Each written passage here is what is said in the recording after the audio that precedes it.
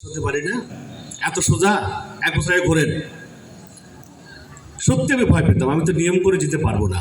শরীফুল স্যারও বললেন যে নিয়ম না মানলে তার কাছে বকা খেতে হবে।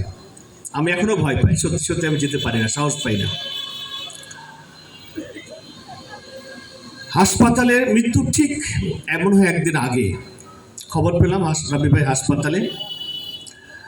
দেখা করতে গেলাম এরকম রাতের বেলা 8টার দিকে। গিয়ে দেখি রুমে কেউ নাই। ভদ্রলোক শার্ট প্যান্ট পরে ফিটফাট হয়ে সোফায় বসে আছেন। আমাকে পেয়ে গল্প শুরু করে দিলেন আমার সম্বন্ধে। নানা কারণে আমি মানসিকভাবে সেই সময়ে একটা খারাপ অবস্থা ছিলাম।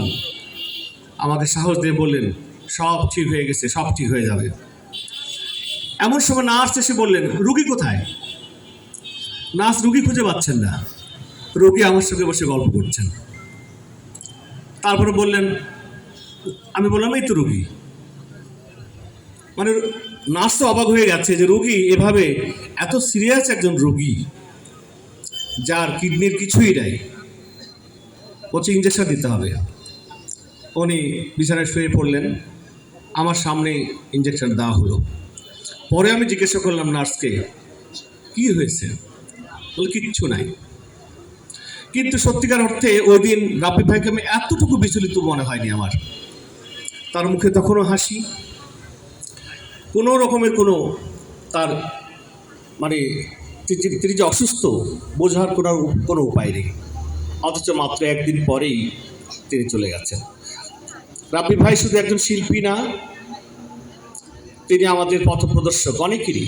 তার অনেক ছাত্রছাত্রী এখন বড় জায়গায় বিভিন্ন কাজ করছে। এই মানুষটিকে আরও অনেক দিন দরকার ছিল আমাদের, বিশেষ করে এই সময়ে।